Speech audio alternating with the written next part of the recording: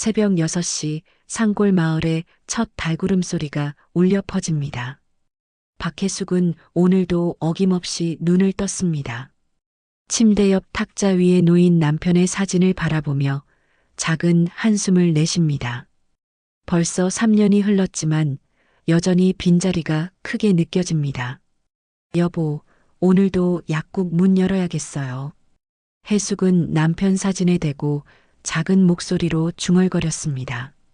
마치 남편이 대답할 것처럼 잠시 기다렸지만 돌아오는 건 고요함 뿐입니다. 사진 속 남편은 여전히 온화한 미소를 짓고 있었습니다. 그 미소를 보면 마음이 따뜻해지면서도 한편으로는 더욱 외로워졌습니다. 세수를 마치고 간단한 아침을 챙겨 먹은 후 혜숙은 집 앞 작은 약국으로 향했습니다. 혜숙 약국이라고 쓰인 낡은 간판이 아침 햇살에 반짝입니다. 이 약국은 남편과 함께 30년 넘게 운영해온 곳이었습니다. 처음엔 둘이서 바쁘게 뛰어다녔는데 이제는 혜숙 혼자서 모든 일을 감당해야 합니다. 약국 열쇠를 돌리며 혜숙은 문득 지난 일들을 떠올렸습니다. 남편이 살아있을 때는 이른 아침부터 늦은 밤까지 마을 사람들의 건강을 챙기느라 정신없이 바빴습니다. 감기가 돌면 감기약이 동나고 농번기에는 파스와 소염제가 없어서 급히 주문하곤 했습니다. 그때는 힘들다고 생각했는데 지금 돌이켜보니 그 바쁜 시간들이 얼마나 소중했는지 깨닫게 됩니다. 문을 열자마자 김할머니가 기다리고 있었습니다. 여든이 넘은 김할머니는 무릎이 아프다며 파스를 찾으러 왔습니다. 혜수가 어제 붙인 파스가 벌써 떨어졌어. 하나 더 주겠니? 할머니, 파스를 너무 자주 바꾸시면 피부에 안 좋아요. 이틀은 그대로 붙이고 계세요. 그리고 무릎이 계속 아프시면 병원에 한번 가보시는 게 어떨까요? 혜숙은 친절하게 설명하며 파스 한 장을 더 꺼내 주었습니다. 김할머니는 고마워하며 약국을 나섰고 이어서 다른 마을 사람들이 하나둘 찾아왔습니다. 감기약을 사러 온 젊은 엄마, 소화제를 찾는 아저씨, 혈압약이 떨어진 할아버지까지 혜숙은 하나하나 정성스럽게 챙겨주며 안부도 묻고 건강 상태도 확인해 줍니다. 아이고, 혜숙 씨가 있어서 우리 마을이 든든하다니까. 맞아요. 큰 병원까지 가려면 차로 1시간은 가야 하는데 혜숙 씨가 계셔서 얼마나 고마운지 몰라요. 마을 사람들의 고마운 말들이 혜숙의 마음을 따뜻하게 만들었습니다. 하지만 웃는 얼굴 뒤에는 깊은 상처가 숨어 있었습니다. 4년 전 서울에서 공부하던 손자 민준이가 갑자기 사라진 것입니다. 20살이던 민준이는 대학교 기숙사에서 나온 뒤 연락이 끊어졌고 경찰에 신고했지만 아무런 단서를 찾을 수 없었습니다. 혜숙은 민준이를 키우느라 자신의 청춘을 모두 바쳤습니다. 부모를 일찍 잃은 민준이를 할머니가 키웠기 때문입니다. 밤늦게 숙제를 도와주고 아플 때 병원에 데리고 다니고 대학 등록금을 마련하느라 약국 일을 더 열심히 했습니다. 그런 손자가 어느 날 갑자기 사라져버린 것입니다. 시동생인 최만식은 그만 포기하라고 했지만 혜숙은 손자가 살아있다고 믿고 싶었습니다. 밤마다 민준이가 돌아올 꿈을 꾸곤 했고 약국에 젊은 남자가 들어올 때마다 혹시나 하는 마음으로 바라봤습니다. 점심시간이 되자 마을은 한적해졌습니다. 혜숙은 약국 앞 벤치에 앉아 도시락을 먹으며 지나가는 사람들을 바라봤습니다. 평범한 일상이 반복되는 오후였습니다. 그때였습니다. 저 멀리서 하얀 개 한 마리가 천천히 걸어오는 게 보였습니다. 진돗개처럼 생긴 그 개는 털이 순백색이었고 체격이 건장했습니다. 목에는 목줄이 없어서 주인이 있는지 알 수 없었습니다. 개는 약국 앞에 다다르더니 놀라운 행동을 보였습니다. 두 앞발을 가지런히 모으고 고개를 깊숙이 숙였습니다. 마치 사람이 절을 하는 것처럼 말입니다. 어머, 저 개가 뭘 하는 거지? 해숙은 놀란 마음으로 개를 바라봤습니다. 개는 한동안 그 자세를 유지했다가 천천히 고개를 들었습니다. 그리고 해숙을 똑바로 바라보더니 다시 절을 했습니다. 개의 눈빛이 어딘지 간절해 보였습니다. 진짜 절을 하는 건가? 해숙은 의아한 표정으로 중얼거렸습니다. 개는 3번 정도 절을 반복한 후 조용히 돌아서서 사라졌습니다. 그 모습이 어딘지 신비로워 보였습니다. 오후에 약국을 찾은 마을 사람들도 그게 이야기를 했습니다. 해숙 씨, 아침에 약국 앞에서 개가 절하더라고요. 맞아요. 저도 봤어요. 신기하더라고요. 영물 같다니까? 그런 개는 처음 봤어. 혹시 무슨 일이 일어나는 건 아닐까요? 사람들은 신기해하면서도 약간 두려워하는 기색을 보였습니다. 해숙은 그저 고개를 끄덕이며 들었지만 마음 한편으로는 그 개가 왜 자신의 약국 앞에서 절을 했는지 궁금했습니다. 저녁이 되어 약국 문을 닫을 때쯤 해숙은 다시 한번 약국 앞을 둘러봤습니다. 하얀 개는 보이지 않았지만 왠지 내일 또 올 것 같은 예감이 들었습니다. 집으로 돌아가는 길에 해숙은 하늘을 올려다봤습니다. 별들이 총총히 떠 있는 밤하늘이 남편과 손자를 그리워하는 마음을 달래주는 듯 했습니다. 다음 날 아침 해숙은 평소보다 일찍 잠에서 깼습니다. 어젯밤 꿈에서 하얀 개가 계속 나타났기 때문입니다.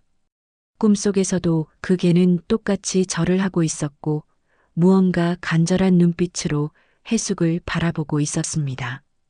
이상한 꿈이었네. 해숙은 중얼거리며 침대에서 일어났습니다.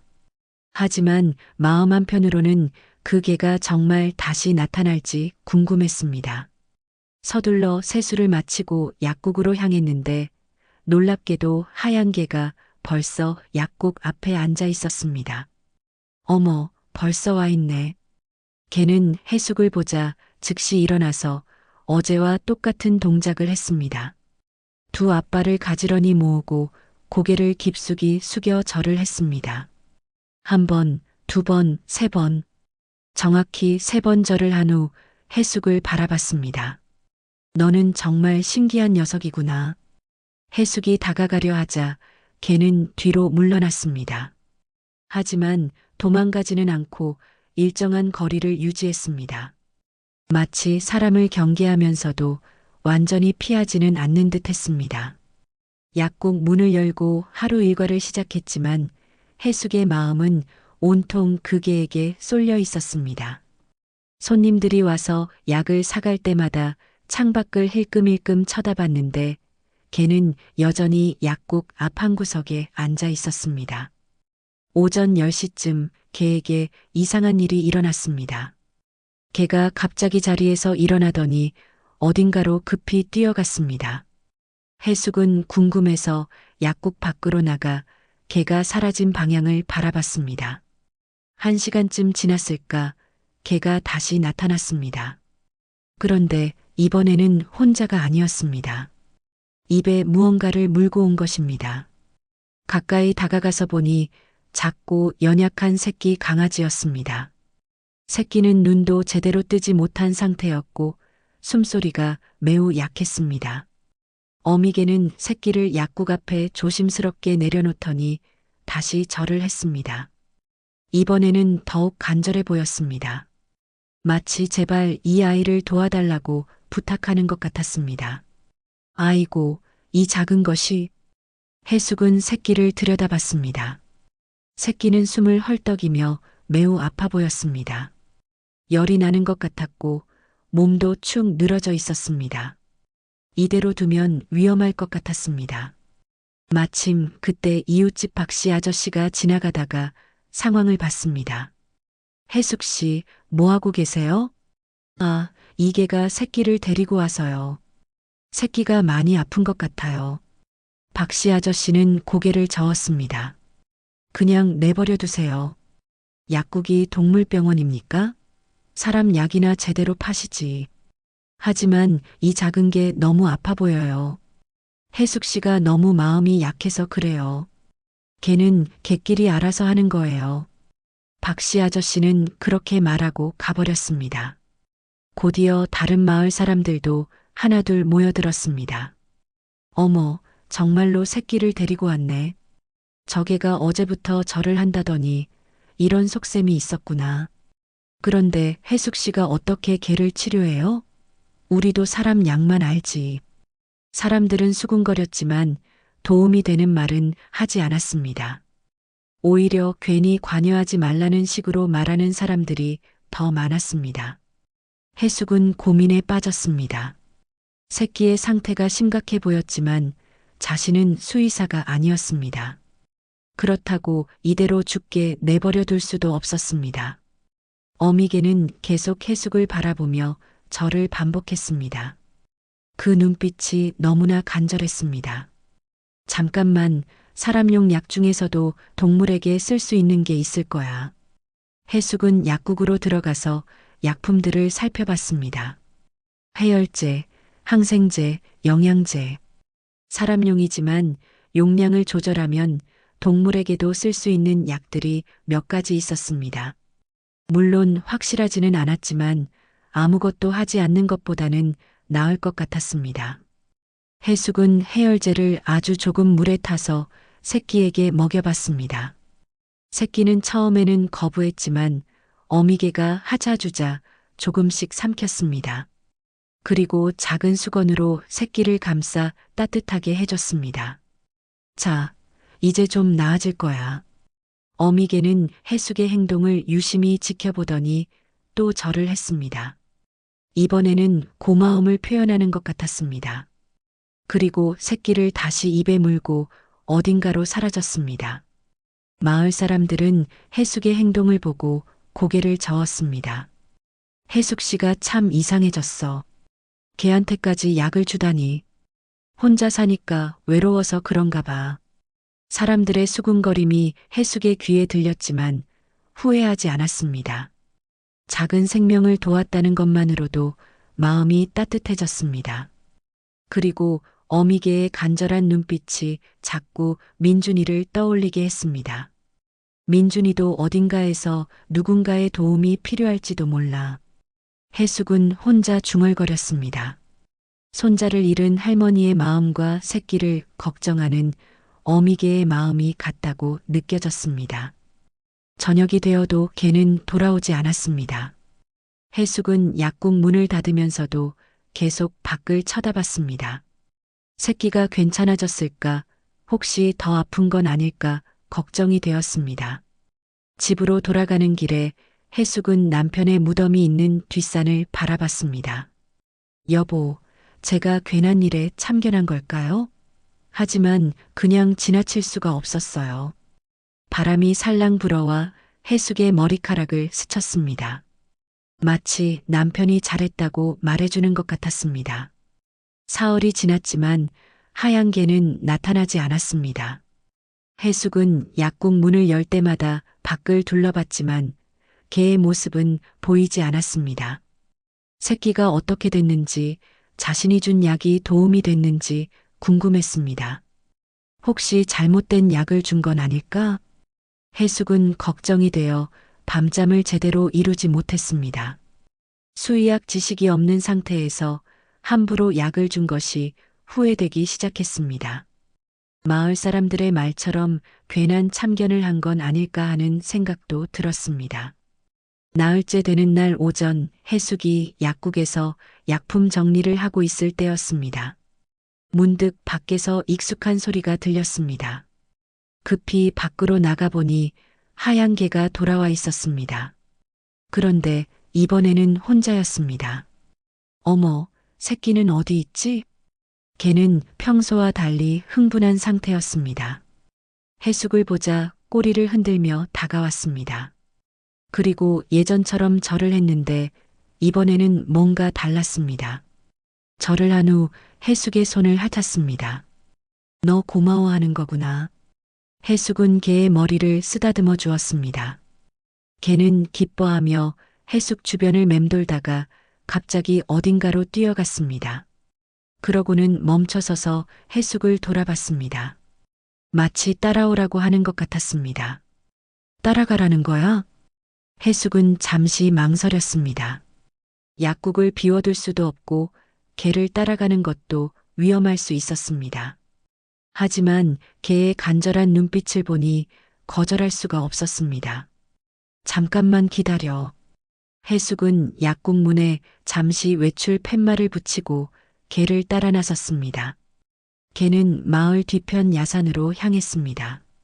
좁은 오솔길을 따라 10분쯤 걸어가니 작은 개울가에 도착했습니다. 개울가 바위 틈에 임시로 만든 것 같은 보금자리가 있었습니다. 그 안에 어제 봤던 새끼가 4마리나 더 있었습니다. 모두 건강해 보였고 특히 해숙이 약을 준 새끼는 다른 새끼들과 함께 뛰어놀고 있었습니다. 어머, 살아났네. 해숙은 감격해서 눈물이 핑 돌았습니다. 자신이 준 약이 정말 효과가 있었던 것입니다. 새끼는 해숙을 보자 꼬리를 흔들며 다가왔습니다. 며칠 전에 축 늘어진 모습은 온데간데 없고 생기 넘치는 모습이었습니다. 어미개는 새끼들을 해숙에게 보여주며 자랑스러워했습니다. 그리고 또다시 정중하게 절을 했습니다. 이번에는 진심 어린 감사의 절이었습니다. 다행이다. 정말 다행이야. 해숙은 새끼들을 하나씩 쓰다듬어 주었습니다. 작고 따뜻한 생명들이 살아있다는 것만으로도 가슴이 벅찼습니다. 이런 기쁨을 느낀 것이 얼마만인지 기억도 나지 않았습니다. 개울가에서 한참을 머물다가 해숙은 약국으로 돌아왔습니다. 마침 김할머니가 약국 앞에서 기다리고 있었습니다. 해숙아, 어디 갔다 왔니? 아픈 데가 있어서 왔는데. 아, 할머니. 죄송해요. 잠깐 급한 일이 있어서요. 해숙은 할머니의 약을 챙겨드리면서 마음이 한결 가벼웠습니다. 새끼들이 살아있다는 사실이 하루 종일 기분을 좋게 만들었습니다. 오후에 마을 사람들이 하나둘 약국을 찾았습니다. 박씨 아저씨도 소화제를 사러 왔는데 해숙의 밝은 표정을 보고 의아해했습니다. 해숙 씨, 오늘 기분이 좋아 보이네요. 무슨 좋은 일이라도 있었나요? 그냥 날씨가 좋아서요. 해숙은 새끼들 이야기를 꺼내지 않았습니다. 어차피 말해봤자 이해하지 못할 것 같았기 때문입니다. 그날 저녁 하얀 개가 다시 약국 앞에 나타났습니다. 이번에는 새끼 한 마리를 데리고 왔습니다. 해숙이 약을 준 바로 그 새끼였습니다. 새끼는 해숙을 보자 꼬리를 흔들며 달려왔습니다. 어머, 인사하러 온 거야? 어미개는 새끼와 함께 나란히 절을 했습니다. 그 모습이 너무나 사랑스러웠습니다. 마치 은인에게 인사드리러 왔다는 것 같았습니다. 해숙은 새끼에게 물을 주고 작은 비스킷도 조금 주었습니다. 새끼는 맛있게 먹으며 해숙의 손을 핥았습니다. 그 작은 혀의 감촉이 따뜻했습니다. 너희들 덕분에 할머니가 얼마나 행복한지 몰라. 해숙은 개들을 쓰다듬으며 말했습니다. 민준이가 사라진 후 이런 기쁨을 느껴본 적이 없었습니다. 작은 생명을 살렸다는 뿌듯함과 그들이 보여주는 감사함이 마음을 채워주었습니다. 마을 사람들도 하나둘 구경을 나왔습니다.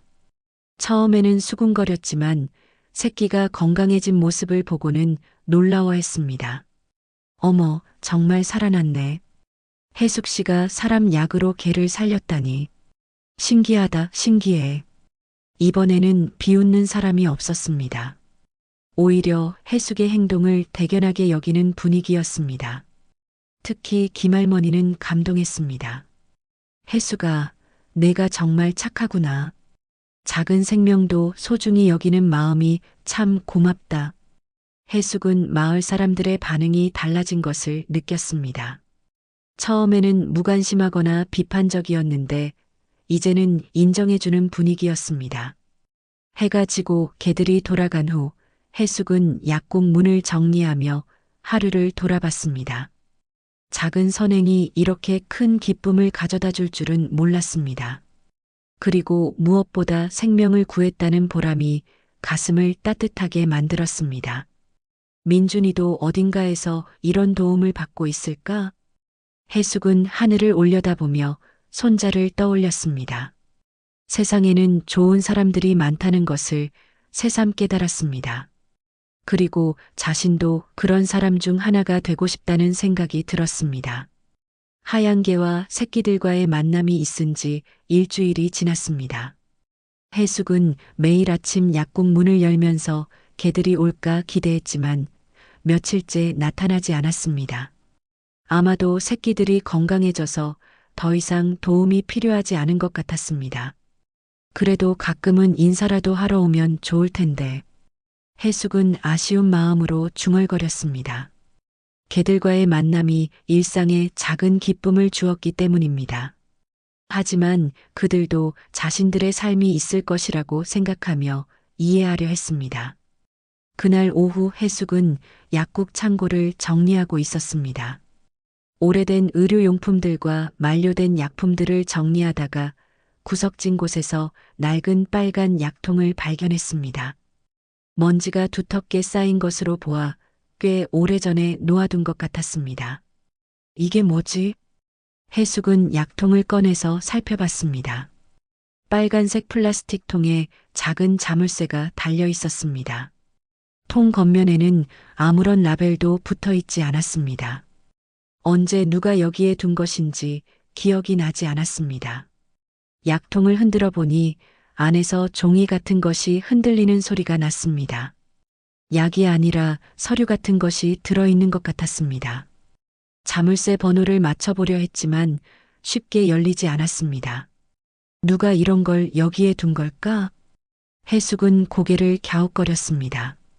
남편이 살아있을 때는 약국 창고를 주로 남편이 관리했습니다. 혹시 남편이 중요한 것을 보관해 둔 것일까요? 아니면 다른 누군가가 맡겨둔 것일까요? 그때 갑자기 시동생 최만식의 얼굴이 떠올랐습니다. 남편이 죽고 난 후 만식이 약국에 와서 이것저것 정리한다고 했던 기억이 났습니다. 그때 만식이 중요한 건 내가 따로 보관하겠다고 했었는데 혹시 이 약통이 그때와 관련이 있을까요? 만식 씨한테 물어봐야겠어. 해숙은 약통을 들고 만식의 집으로 향했습니다. 만식은 마을에서 조금 떨어진 곳에 혼자 살고 있었습니다. 해숙이 찾아가니 만식은 의외로 당황하는 기색을 보였습니다. 해숙아, 갑자기 웬일이야? 만식 씨, 이것 좀 보세요. 약국 창고에서 찾았는데 혹시 만식 씨가 아시는 건가요? 해숙이 빨간 약통을 보여주자 만식의 얼굴이 굳어졌습니다. 그리고 급하게 약통을 빼앗으려 했습니다. 아, 그건 별거 아니야. 내가 처리할게. 만식 씨, 이게 뭔가요? 왜 자물쇠까지 채워져 있어요? 그냥 옛날 서류들이야. 중요하지 않은 거니까 그냥 버리자. 만식은 계속 약통을 가져가려 했지만 해숙은 뭔가 이상하다고 느꼈습니다. 만식의 반응이 너무 과도했기 때문입니다. 만식 씨, 정말 중요하지 않은 거라면 왜 자물쇠를 채워서 보관한 거예요? 그리고 왜 이렇게 당황하세요? 당황하는 게 아니라 그냥 오래된 일이라 기억하기 싫어서 그래. 만식은 변명을 하면서도 계속 약통을 빼앗으려 했습니다. 하지만 해숙은 쉽게 내주지 않았습니다. 만식 씨, 혹시 이게 민준이와 관련된 건가요? 민준이? 그 애는 이미 죽었어. 왜 자꾸 그의 얘기를 해? 만식의 말에 해숙은 깜짝 놀랐습니다. 평소에 만식은 민준이에 대해 포기하라고만 했지 죽었다고 단정적으로 말한 적은 없었습니다. 만식 씨, 무슨 말씀이세요? 민준이가 죽었다는 증거라도 있나요? 아니야, 내 말이 틀렸어. 그냥 이미 오래된 일이니까 포기하라는 뜻이었어. 만식은 말을 바꿨지만 이미 해숙의 의심은 커진 상태였습니다. 분명히 이 약통 안에는 중요한 무언가가 들어있을 것 같았습니다. 만식 씨, 이 약통 열어보면 안 될까요? 자물쇠 번호 아세요?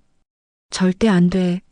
그건 내가 알면 안 되는 거야. 만식이 크게 소리를 지르자 해숙은 더욱 확신했습니다. 분명히 민준이와 관련된 중요한 단서가 들어있을 것입니다. 만식 씨, 저는 이 약통을 가져가겠어요. 제 약국에서 나온 거니까 제가 가져갈 권리가 있죠. 안 돼, 해수가. 그거 열면 후회할 거야. 만식이 다급하게 말렸지만 해숙은 이미 결심을 굳혔습니다. 약통을 꼭 안고 만식의 집을 나왔습니다. 만식은 뒤따라오며 계속 돌려달라고 했지만 해숙은 들어주지 않았습니다. 집으로 돌아온 해숙은 약통을 식탁 위에 놓고 한참을 바라봤습니다. 자물쇠 번호를 어떻게 알아낼까 고민했습니다. 민준이 생일, 남편 생일, 여러 번호를 시도해봤지만 열리지 않았습니다. 그때 문득 하얀 개가 절하던 모습이 떠올랐습니다. 개가 앞발을 모으고 고개를 숙이는 동작이 숫자를 의미하는 것처럼 보였던 기억이 났습니다. 앞발 2개, 고개 숙임 1번, 그리고 3번 반복. 혹시 이것도 우연이 아닐까? 해숙은 개의 동작을 떠올리며 자물쇠를 돌려봤습니다. 2-1-3, 아니면 5-2-7, 여러 조합을 시도해봤지만 여전히 열리지 않았습니다. 밤이 깊어가도록 해숙은 약통과 씨름했습니다. 분명히 이 안에는 민준이에 대한 중요한 단서가 들어있을 것입니다. 그리고 만식이 그토록 감추려는 이유도 있을 것입니다. 내일 다시 시도해봐야겠어.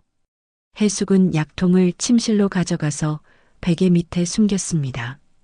만식이 밤중에 몰래 가져갈지도 모르기 때문입니다. 그리고 내일은 반드시 이 비밀을 풀어보겠다고 다짐했습니다. 다음 날 새벽 해숙은 악몽에 시달리며 잠에서 깼습니다. 꿈속에서 민준이가 어딘가에 갇혀서 도움을 요청하고 있었습니다. 그런데 해숙이 달려가려 하면 만식이 막아섰고 빨간 약통이 계속 해숙을 따라다녔습니다. 민준아. 해숙은 베개 밑에서 약통을 꺼내 들여다봤습니다. 어젯밤 여러 번호를 시도해봤지만 여전히 열리지 않았습니다. 하지만 포기할 수는 없었습니다. 이 안에 민준이에 대한 단서가 있다는 확신이 들었기 때문입니다. 약국 문을 열고 하루 일과를 시작했지만 마음은 온통 약통에 쏠려 있었습니다. 손님들이 와서 약을 사갈 때도 자꾸 딴 생각을 했습니다. 김할머니가 혈압약을 사러 왔을 때도 엉뚱한 약을 꺼내 들었습니다. 해수가, 너 요즘 무슨 일 있니? 얼굴이 좋지 않아 보여. 아니에요, 할머니. 그냥 잠을 못 잤어요. 뭔가 걱정거리가 있는 것 같은데 혼자 끙끙 앓지 말고 누군가한테 얘기해 보렴. 김할머니의 따뜻한 말이 해숙의 마음을 움직였습니다. 하지만 약통 이야기는 아직 누구에게도 하고 싶지 않았습니다. 점심시간이 되자 해숙은 약국 문을 잠시 닫고 뒷산으로 향했습니다. 남편의 무덤에 가서 마음을 정리하고 싶었습니다. 무덤 앞에 앉아 남편 사진을 바라보며 속마음을 털어놨습니다. 여보, 저 빨간 약통이 뭔지 모르겠어요. 만식 씨가 그렇게 감추려 하는 걸 보니 분명 중요한 게 들어있을 텐데. 그때 갑자기 뒤에서 발소리가 들렸습니다. 돌아보니 하얀 개가 서 있었습니다. 며칠 동안 보이지 않던 개가 다시 나타난 것입니다. 어머, 너구나. 개는 해숙에게 다가와서 평소와 같이 절을 했습니다. 그런데 이번에는 뭔가 달랐습니다. 절을 하는 동작이 더 정확하고 의도적으로 보였습니다. 앞발을 모으는 각도, 고개를 숙이는 깊이, 절을 유지하는 시간까지 모든 것이 마치 암호를 알려주는 것 같았습니다. 너 혹시 해숙은 개의 동작을 유심히 관찰했습니다. 앞발을 모을 때 5번 움직였고 고개를 숙일 때 2번 끄덕였고 마지막에 7번 꼬리를 흔들었습니다. 5-2-7. 설마 이게 자물쇠 번호인가? 해숙은 가슴이 두근거렸습니다. 걔가 처음부터 이 번호를 알려주려 했던 것일까요? 너무 황당한 생각 같았지만 다른 방법이 없었습니다. 급히 집으로 돌아가서 약통을 꺼냈습니다. 떨리는 손으로 자물쇠를 5-2-7로 맞춰봤습니다. 그런데 정말로 딸각 소리와 함께 자물쇠가 열렸습니다. 어머나! 해숙은 놀라서 약통을 떨어뜨릴 뻔했습니다. 정말로 걔가 번호를 알려준 것이었습니다. 하지만 이럴 리가 없다고 생각하며 약통 뚜껑을 열었습니다. 약통 안에는 여러 장의 서류가 들어 있었습니다. 그중 가장 위에 있던 것은 병원 진료 기록이었습니다. 환자 이름을 보는 순간 해숙은 숨이 멎을 것 같았습니다. 박민준. 손자의 이름이 적혀 있었습니다. 그리고 진료 날짜는 민준이가 사라지기 일주일 전이었습니다. 진료 내용을 읽어보니 민준이가 심각한 병에 걸려 있었다는 것을 알 수 있었습니다. 이럴 수가. 해숙은 손이 떨렸습니다. 민준이가 아팠다는 사실을 왜 아무도 알려주지 않았을까요? 그리고 왜 만식이 이런 중요한 서류를 숨겨둔 것일까요? 다른 서류들도 하나씩 꺼내서 읽어봤습니다. 치료비 영수증, 입원 기록, 그리고 마지막에는 민준이가 직접 쓴 편지가 있었습니다. 할머니께 저는 괜찮습니다. 걱정하지 마세요. 치료비 때문에 할머니께 부담을 드리고 싶지 않아서 혼자 해결하려고 합니다. 꼭 건강해져서 돌아가겠습니다. 사랑합니다. 편지를 읽는 동안 해숙의 눈에서는 눈물이 줄줄 흘렀습니다. 민준이가 자신을 위해 혼자 고생하고 있었던 것입니다. 그리고 자신은 그 사실도 모르고 있었던 것입니다. 민준아, 미안해. 할머니가 몰라서 미안해. 그런데 더 충격적인 것은 마지막 서류였습니다. 만식이 민준이의 치료비를 가로챈 증거가 적혀 있었습니다. 해숙이 민준이를 위해 저축해둔 돈을 만식이 다른 용도로 사용했다는 내용이었습니다. 만식 씨가 그랬단 말이야? 해숙은 믿을 수 없었습니다. 민준이의 치료비를 가로챈 것도 모자라서 해숙에게는 민준이가 연락 없이 사라졌다고 거짓말을 한 것입니다. 화가 치밀어 올랐지만 동시에 희망도 생겼습니다.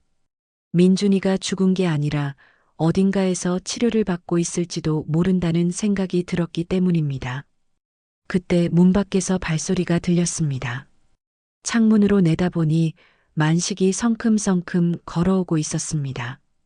얼굴이 험악했고 손에는 무언가를 들고 있었습니다. 해숙은 급히 서류들을 다시 약통에 넣고 숨겼습니다. 그리고 평소처럼 행동하려 노력했습니다. 하지만 가슴은 두근거렸고 손은 계속 떨렸습니다. 똑똑똑. 문을 두드리는 소리가 들렸습니다. 해수가 나야. 문 좀 열어줘. 만식의 목소리가 평소와 달리 날카로웠습니다. 해숙은 심호흡을 하고 문을 열었습니다. 만식 씨, 무슨 일이세요? 어제 그 약통 말이야. 그거 어디 있어? 만식이 집 안으로 들어오면서 여기저기를 둘러봤습니다. 해숙은 최대한 침착하게 대답했습니다. 약통이요? 그게 뭐가 그렇게 중요한가요? 중요하니까 묻는 거야. 어서 내놔. 만식의 태도가 점점 위협적으로 변했습니다. 해숙은 이제 확신했습니다. 만식이 민준이에게 무슨 짓을 했는지, 그리고 왜 그토록 약통을 감추려 하는지 알 것 같았습니다. 만식 씨, 저는 그 약통이 뭔지도 몰라요. 그냥 오래된 쓰레기 같던데요. 해숙은 애써 태연한 척했지만 목소리가 떨렸습니다. 만식은 해숙의 얼굴을 날카롭게 바라보며 집안을 훑어봤습니다. 거짓말하지 마. 어제 내가 가져간 거 다 봤어. 그거 어디 숨겨뒀어? 만식이 한 걸음 더 다가오자 해숙은 본능적으로 뒤로 물러났습니다. 평소 온순했던 시동생의 모습이 아니었습니다. 눈빛이 사납고 주먹을 불끈 쥐고 있었습니다. 만식 씨, 왜 이러세요? 그냥 낡은 약통인데 왜 이렇게 화를 내세요? 낡은 약통이라고? 너 정말 모르는 거야? 아니면 아는 척 모르는 거야? 만식이 소리를 지르자 해숙은 더욱 겁이 났습니다. 하지만 민준이를 위해서라도 물러설 수 없었습니다. 만식 씨, 혹시 그 약통이 민준이와 관련이 있나요? 해숙의 질문에 만식의 얼굴이 순간 굳어졌습니다. 그리고 곧 비웃는 표정을 지었습니다. 민준이? 그 애는 이미 죽었다고 했잖아. 죽은 애 얘기 그만해. 만식 씨, 저는 민준이가 살아있다고 믿어요. 그리고 만식 씨가 뭔가 숨기고 있다는 것도 알아요. 뭘 안다고? 만식이 해숙에게 한 걸음 더 다가왔습니다. 해숙은 부엌 쪽으로 뒷걸음쳤습니다. 만식 씨, 제발 진실을 말해주세요. 민준이에게 무슨 일이 있었던 거예요? 진실? 진실은 그 애가 병들어서 죽었다는 거야. 그리고 그 약통에는 그냥 병원비 영수증 같은 쓸데없는 것들만 들어있어. 만식의 말에는 거짓이 섞여 있었습니다. 해숙은 이미 약통 안의 내용을 확인했기 때문에 만식이 거짓말하고 있다는 것을 알았습니다. 그럼 왜 그렇게 가져가려고 하세요? 쓸데없는 거라면 그냥 버리면 되잖아요. 그건 내가 보면 상처받을까 봐서 그래. 만식 씨, 저는 진실을 알 권리가 있어요. 민준이는 제 손자예요. 해숙이 단호하게 말하자 만식의 인내심이 한계에 달한 것 같았습니다. 갑자기 큰 소리로 고함을 질렀습니다. 그만해. 그 약통 당장 내놔. 안 그러면 어떻게 하시겠다는 거예요? 그때 갑자기 집 밖에서 개 짖는 소리가 들렸습니다. 하얀 개가 나타나서 큰 소리로 짖고 있었습니다. 마치 위험을 알리는 것 같았습니다. 만식은 창밖을 보더니 혀를 찼습니다. 그 개가 또 왔네. 정말 성가신 녀석이야. 개는 계속 짖으면서 집 주변을 맴돌았습니다.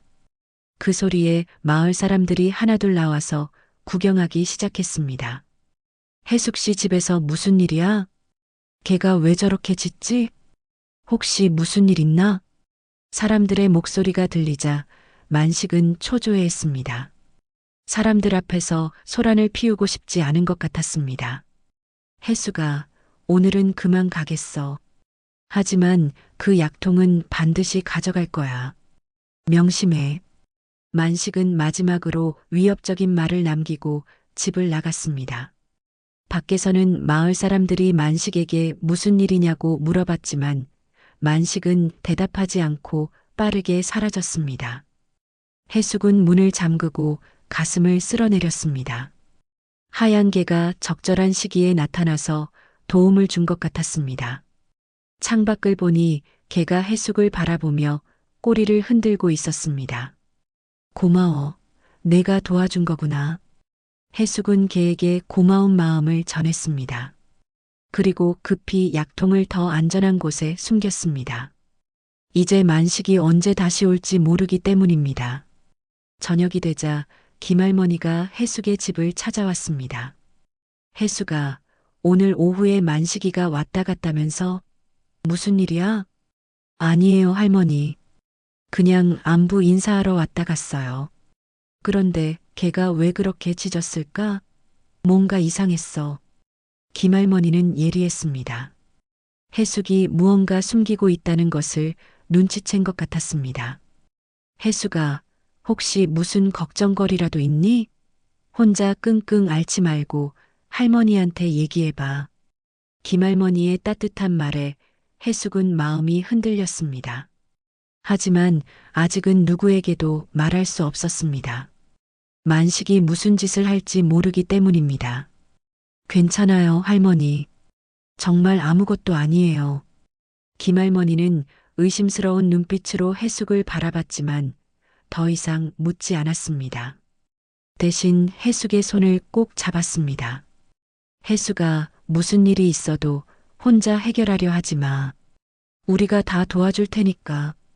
할머니가 돌아간 후 해숙은 혼자 앉아서 생각에 잠겼습니다. 약통 안의 서류들이 진실이라면 민준이는 분명 살아있을 것입니다. 하지만 만식이 계속 방해한다면 민준이를 찾기 어려울 것 같았습니다. 밤이 깊어가자 해숙은 중요한 결심을 했습니다. 내일 아침 경찰서에 가서 모든 것을 신고하기로 한 것입니다. 더 이상 혼자서는 감당할 수 없었습니다. 하지만 그 전에 증거를 더 확실하게 보관해야 했습니다. 해숙은 약통에서 서류들을 꺼내서 복사본을 만들기로 했습니다. 그리고 원본과 복사본을 따로 숨겨두기로 했습니다. 새벽까지 서류들을 정리하면서 해숙은 민준이에 대한 그리움이 더욱 커졌습니다. 편지에서 민준이가 할머니를 걱정하는 마음이 고스란히 느껴졌기 때문입니다. 민준아, 할머니가 꼭 찾아낼게. 조금만 더 기다려. 해숙은 민준이의 사진을 보며 다짐했습니다. 그리고 내일부터는 본격적으로 진실을 밝혀내겠다고 결심했습니다. 만식이 아무리 방해해도 포기하지 않겠다고 마음먹었습니다. 창밖에서는 하얀 개가 여전히 집을 지키고 있었습니다. 마치 해숙을 보호해주는 수호천사 같았습니다. 다음 날 아침 일찍 해숙은 복사한 서류들을 들고 경찰서로 향했습니다. 밤새 생각한 끝에 내린 결정이었습니다. 더 이상 혼자서는 이 문제를 해결할 수 없다고 판단했기 때문입니다. 경찰서에 도착해서 상황을 설명하자 담당 경찰관은 진지하게 들어주었습니다. 할머니, 이 서류들이 정말 사실이라면 사기 사건이 될 수 있습니다. 우선 정식으로 신고 접수를 하시죠. 네, 제발 민준이를 찾아주세요. 분명히 살아있을 거예요.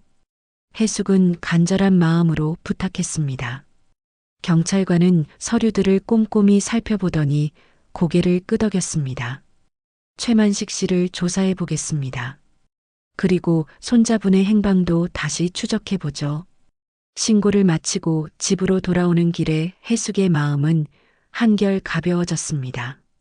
이제 전문가들이 도와줄 것이라는 희망이 생겼기 때문입니다. 하지만 집에 도착하자마자 불길한 예감이 들었습니다. 대문이 열려 있었고 집안에서 소음이 들렸습니다. 조심스럽게 안으로 들어가니 만식이 집을 뒤지고 있었습니다. 만식 씨, 여기서 뭐 하세요? 만식은 해숙을 보자 화가 난 얼굴로 돌아봤습니다. 손에는 부엌 서랍에서 꺼낸 것들이 들려 있었습니다. 그 약통 어디 숨겨뒀어? 벌써 1시간째 찾고 있는데 없어. 만식 씨, 허락도 없이 남의 집에 들어와서 뒤지는 게 말이 되나요? 말이 되고 안 되고가 문제가 아니야. 그 약통 때문에 큰일 날 수도 있어. 만식의 목소리가 점점 높아졌습니다. 해숙은 경찰서에 신고한 것이 잘한 일이라고 확신했습니다. 만식 씨, 도대체 왜 그렇게 그 약통을 가져가려고 하세요? 뭐가 그렇게 두려운 거예요? 두렵다고? 내가 뭘 두려워해? 민준이 치료비를 가로챈 게 들통날까봐 두려운 거 아니에요? 해숙의 말에 만식의 얼굴이 하얗게 질렸습니다. 그리고 잠시 후 비웃는 표정을 지었습니다. 너 그거 열어봤구나. 그래, 내가 그 돈 썼어. 그런데 어쩔 거야? 만식이 태연하게 인정하자 해숙은 충격을 받았습니다. 예상은 했지만 직접 듣는 것은 달랐습니다. 만식 씨, 어떻게 그럴 수 있어요? 그건 민준이 치료비였잖아요. 치료비? 그 애는 어차피 오래 살지 못할 거였어. 그 돈으로 쓸데없는 치료나 받는 것보다는 내가 유용하게 쓰는 게 낫지. 뭐라고요? 해숙은 귀를 의심했습니다. 만식의 말이 너무나 냉혹했기 때문입니다. 그 애가 병원에서 받은 진단서 봤을 거야. 완치가 어려운 병이었어. 그런데 비싼 치료비 들여서 뭘 하겠어? 그래도 시도는 해봐야 했잖아요. 그리고 그 돈은 제가 민준이를 위해 모은 거였어요. 내가 모은 돈? 웃기지 마. 그 돈 절반은 내 형이 남긴 거야. 내가 가져갈 권리도 있어. 만식은 점점 본색을 드러냈습니다. 평소에 숨겨왔던 욕심과 이기심이 모두 나타났습니다. 만식 씨, 그럼 민준이는 지금 어디 있어요? 정말 죽었나요? 그건 모르겠어. 병원에서 나간 후로는 연락이 없으니까. 그럼 찾아야 했잖아요. 왜 경찰에 제대로 신고하지 않았어요? 찾아서 뭘 해? 어차피 치료비도 없는데. 만식의 말에 해숙은 분노가 치밀어 올랐습니다. 자신의 이익만 생각하고 민준이의 생명은 포기해버린 것입니다. 만식 씨, 저는 오늘 아침에 경찰서에 신고했어요. 만식 씨가 한 일을 다 말했어요. 뭐라고? 만식의 얼굴이 순간 하얗게 변했습니다. 그리고 곧 분노로 일그러졌습니다. 너 미쳤어? 왜 경찰에 신고해? 제가 미쳤나요? 만식 씨가 미쳤나요? 민준이를 포기하고 치료비까지 가로챈 만식 씨가 더 미친 거 아니에요? 야, 박혜숙. 내가 지금 뭘 하는 건지 알아? 만식이 해숙에게 다가오며 위협적인 자세를 취했습니다. 해숙은 뒤로 물러나면서도 굴복하지 않았습니다. 저는 제 손자를 찾는 거예요. 그리고 만식 씨의 죄를 밝히는 거예요. 죄? 내가 무슨 죄를 졌다고? 민준이를 버린 죄, 치료비를 가로챈 죄, 그리고 저에게 거짓말을 한 죄요. 그때 갑자기 집 밖에서 큰 소리가 났습니다.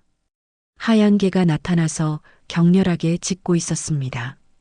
그리고 이번에는 혼자가 아니었습니다. 다른 개들도 함께 있었고 모두 흥분한 상태였습니다. 개들의 짖는 소리에 마을 사람들이 모여들기 시작했습니다. 김할머니를 비롯해서 여러 사람들이 해숙의 집 주변에 모였습니다. 무슨 일이야? 왜 개들이 저렇게 짖지? 해숙 씨 집에서 소리가 나는데? 만식은 사람들이 모이자 당황했습니다. 이런 상황에서 소란을 피우면 자신에게 불리할 것을 알았기 때문입니다. 해수가 오늘은 이만 가겠어. 하지만 경찰 신고 취소해. 안 그러면 후회할 거야. 안 해요. 진실은 반드시 밝혀져야 해요. 만식이 문을 열고 나가려는 순간 하얀 개가 그의 앞을 막아섰습니다. 개는 이빨을 드러내며 으르렁거렸습니다. 다른 개들도 만식을 둘러쌌습니다. 이 개들이 왜 이래? 만식은 겁을 먹고 뒷걸음쳤습니다. 개들은 만식을 놓아주지 않았습니다. 마치 악인을 처벌하려는 것 같았습니다. 만식 씨, 개들도 만식 씨의 죄를 알고 있는 것 같네요. 해숙은 개들의 행동을 보며 말했습니다. 하얀 개는 해숙을 돌아보며 꼬리를 흔들었습니다. 마치 잘했다고 말해주는 것 같았습니다. 마을 사람들은 이 모든 상황을 지켜보며 수군거렸습니다. 만식의 표정과 개들의 행동을 보고 무언가 심상치 않다는 것을 눈치챘습니다. 결국 만식은 개들 사이를 억지로 빠져나가서 도망쳤습니다. 하지만 이미 많은 사람들이 상황을 목격했고 곧 소문이 마을 전체에 퍼질 것 같았습니다. 일주일 후 해숙은 경찰서에서 좋은 소식을 들었습니다. 만식에 대한 조사가 진행되면서 민준이의 행방에 대한 단서가 발견된 것입니다. 할머니, 손자분이 서울의 한 병원에서 치료를 받고 있다는 정보를 확인했습니다. 지금 연락을 취하고 있어요. 담당 경찰관의 말에 해숙은 눈물이 핑 돌았습니다. 민준이가 살아있다는 확신이 현실이 된 것입니다. 정말요? 민준이가 살아있어요? 네, 병원 기록을 확인해 보니 박민준 씨가 현재도 치료를 받고 있습니다. 상태도 많이 호전됐다고 합니다. 해숙은 기쁨과 안도감에 주저앉을 뻔했습니다. 4년 동안 그리워했던 손자가 드디어 돌아올 수 있다는 희망이 생긴 것입니다. 집으로 돌아가는 길에 해숙은 하얀 개를 만났습니다. 개는 평소와 달리 꼬리를 크게 흔들며 기뻐하는 모습이었습니다. 마치 좋은 소식을 미리 알고 있는 것 같았습니다. 너도 알고 있는 거구나. 민준이가 돌아온다는 걸. 개는 해숙 주변을 뛰어다니며 기쁨을 표현했습니다. 그리고 평소처럼 절을 했는데 이번에는 감사의 인사 같았습니다. 이틀 후 드디어 그날이 왔습니다. 경찰관이 해숙에게 연락했습니다. 할머니, 손자분이 내일 마을로 오신답니다.